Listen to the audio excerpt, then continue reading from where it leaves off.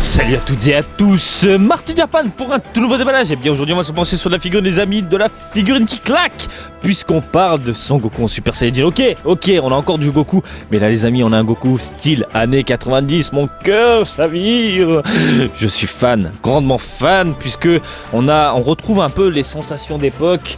Pour les 50 ans de Jump, et bien vous le savez, il y a le Jump 10 qui va débuter, le Jump 10 volume 2, avec du Goku, du Dragon Ball années 90, ça va déchirer. Du coup, et bien bon presto, Bandai, tout ça on profite pour sortir des produits dérivés, dont, et bien comme vous pouvez le constater, du Son Goku en Super Saiyajin, tiré de la licence Dragon Ball, bref, ça déchire. Donc, comme je viens de vous le dire, c'est une figurine 50e anniversaire, Goku, Dragon Ball, bon presto ici à la distribution, et de ce que j'en avais vu lors d'un événement, je crois que c'était la Jump Festa, ça déchire. Franchement, il n'y a rien à dire. Sachez-le, c'est sorti le 15 mars 2018 dans les Game Center japonais, c'est dans les UFO Catcher. Au niveau du prix, j'en ai pas vu pour le moment, hein, ça tombe pas spécialement dans les boutiques d'occasion, mais je pense que ça va monter dans les 2000 yens, voilà, en 2000 yens en moyenne, généralement, c'est ça, voilà. La boîte, les amis, la boîte, voilà, dans l'esprit bien de la collection.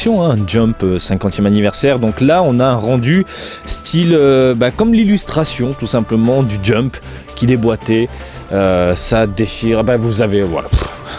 Marty, tu déconnes, voilà, vous avez ici l'illustration, ça claque, voilà, du Jump d'époque, 200 yens à l'époque, oh putain, oh là là là, c'est beau, il y a des égratignures, ça faisait longtemps, bref, écoutez les amis, on arrête de parler, on ouvre enfin la boîte et on décortique enfin ce joujou-là du jour ensemble. La boîte de protection pour ne pas changer, ah ouais, alors faites hyper attention, j'ai failli tout arracher, oh là là, c'est bloqué, qu'est-ce qu'ils ont fait?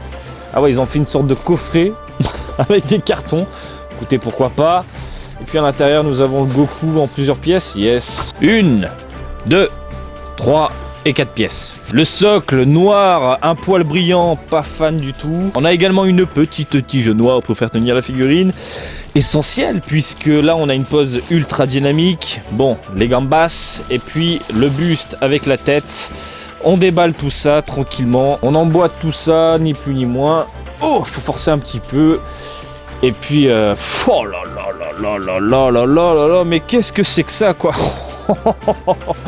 Enfin, un vrai Son Goku, je suis désolé, mais ok, la génération actuelle, c'est Dragon Ball Super avec des contours ronds, simplistes et tout, mais là on retrouve notre Son Goku d'antan, des années 90, mais mon dieu, c'est beau, quoi.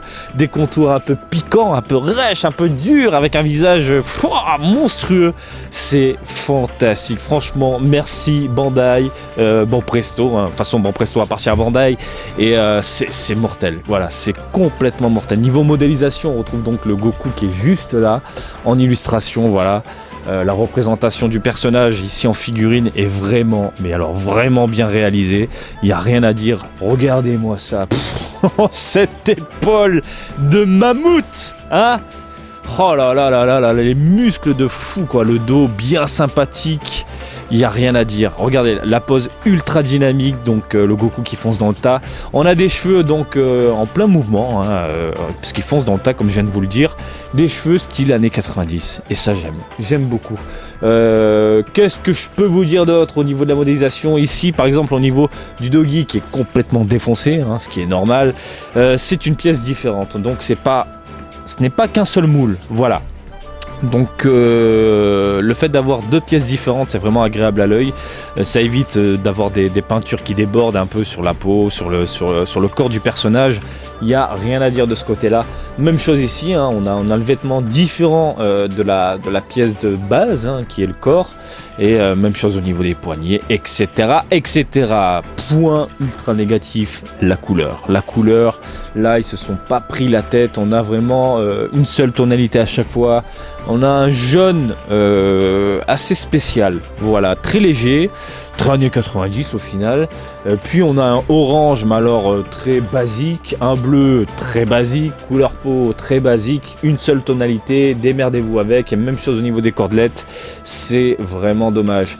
Point ultra positif, on a enfin des dégâts, bon sang, quoi. Qu'est-ce que ça leur fait, qu'est-ce que ça leur coûte de rajouter ce genre de petits détails sur d'autres figurines, quoi.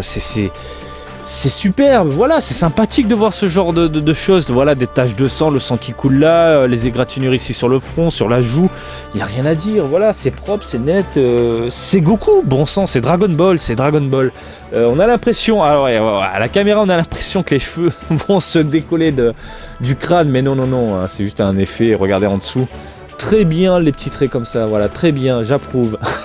Il n'y a rien à dire. Et puis le regard déterminé, très énervé, très rentre dedans.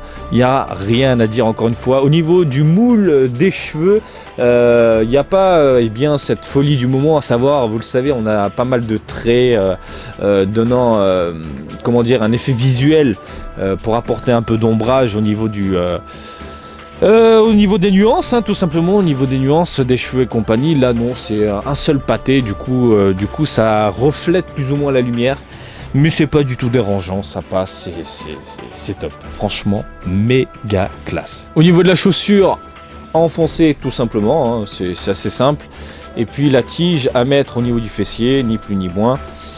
Personnage en train de foncer dans le tas, pose ultra dynamique, modélisation au top, personnage qui déboîte, c'est magnifique mon gars, c'est magnifique.